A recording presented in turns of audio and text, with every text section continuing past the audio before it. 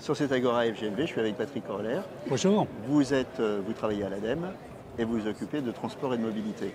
Oui, je suis la responsable du service transport et mobilité à l'ADEME. Donc on a à faire face à des challenges de demain. Les grands challenges, c'est... Alors c'est la question que j'allais vous poser. Par rapport au challenge de demain, est-ce que le GNV représente une bonne solution, une bonne réponse? C'est une des solutions. On aura besoin de toutes les solutions énergétiques, d'un bouquet énergétique pour faire face aux défis de demain. Les défis de demain, c'est la diversification énergétique. On sait qu'on aura des tensions sur le pétrole, sur le carburant. Donc face à ces tensions, il faut dès à présent trouver d'autres alternatives. Et le GNV en fait partie. Et d'autres alternatives, quand vous dites d'autres, vous insistez sur le côté multiple des alternatives.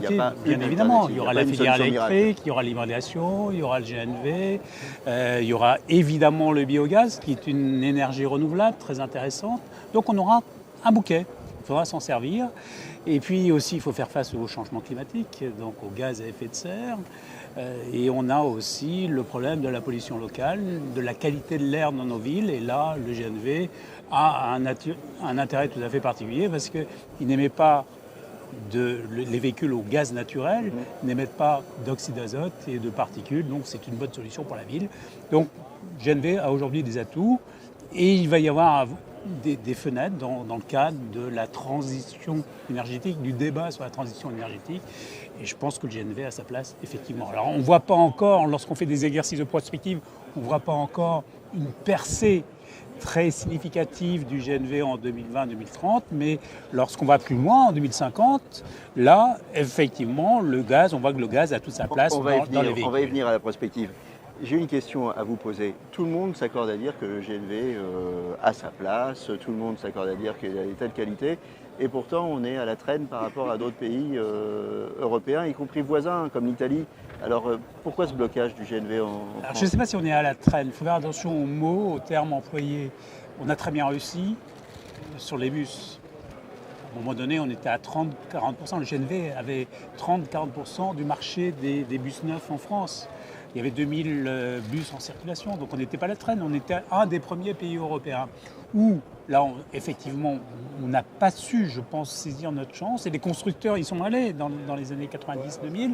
C'est sur le véhicule particulier, le véhicule individuel.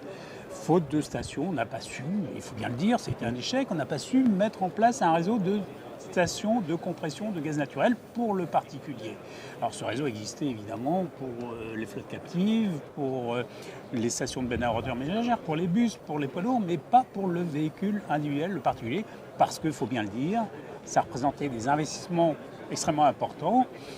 Et je pense qu'il n'y a pas eu non plus une volonté de tous les acteurs de réussir ce défi-là. Tout à l'heure, vous parliez de transition énergétique. Donc là, c'est la bonne fenêtre de tir pour le GNV ? Ça ne se fera pas du jour au lendemain, mais il faut préparer l'avenir. Et donc, il faut se positionner dans ce qui va être peut-être une révolution des carburants bientôt au niveau de l'automobile. L'avenir, vous y pensez à l'ADEME. Alors, vous me parliez tout à l'heure de mobilité 2.0. Qu'est-ce que c'est ? La mobilité 2.0, c'est la nouvelle mobilité où demain on sait que l'outil de déplacement ne sera plus le bus, la voiture, ne sera plus le taxi ni le vélo, ce sera son smartphone, son assistant personnel de mobilité qui vous dira comment aller d'un point A à un point B en étant le plus efficient possible au niveau de la consommation du CO2. Il vous dira la météo qu'il fait, il vous dira comment faire pour prendre un vélo ou un vélo. Il vous réservera votre place de parking, il vous réservera une place dans le tramway éventuellement. Il vous dira si vous pouvez déjà faire la réunion dans le tramway. Donc la révolution, la mobilité 2.0, c'est le smartphone, c'est l'assistant personnel de mobilité. Donc l'intermodalité dans les transports, ça passe par l'information qui est délivrée par le smartphone. Bien sûr, c'est la chaîne c'est l'interopérabilité. Ça veut dire qu'il faut une fluidité dans les différents modes de transport, qu'il n'y ait pas de rupture et que le particulier, le citoyen, puisse savoir quel est le meilleur mode de déplacement possible. Et donc on va assister à, alors le mot est à la mode, un nouveau paradigme sur le transport, sur la mobilité. la voiture ne sera plus l'objet de statut social comme on le voit aujourd'hui. Ça va devenir peut-être un objet beaucoup plus fonctionnel. On ne vendra plus un objet voiture, mais on vendra du service, du kilomètre. C'est là qu'on va passer d'une transition de mobilité en propriété vers une mobilité en partage qui augure la mobilité 2.0. Alors, vous faites aussi des exercices de prospective à l'ADEME, vous vous projetez en 2050. Cette mobilité 2.0, c'est pour 2050 ou il y a encore autre chose derrière? La mobilité 2.0, elle arrive. C'est demain. C'est demain. Okay. Hein, alors, 2050, on voit déjà la révolution numérique. Ouais.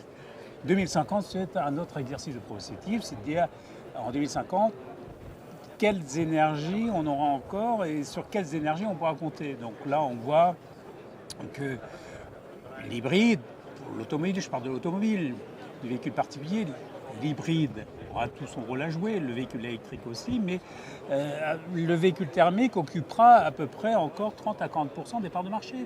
Et dans ce véhicule thermique, le gaz, de notre point de vue, aura un rôle majeur à jouer parce qu'avec la réglementation thermique sur l'habitat, on va avoir moins de consommation de gaz. Donc ce gaz, on pourra l'utiliser ailleurs, en particulier dans l'automobile.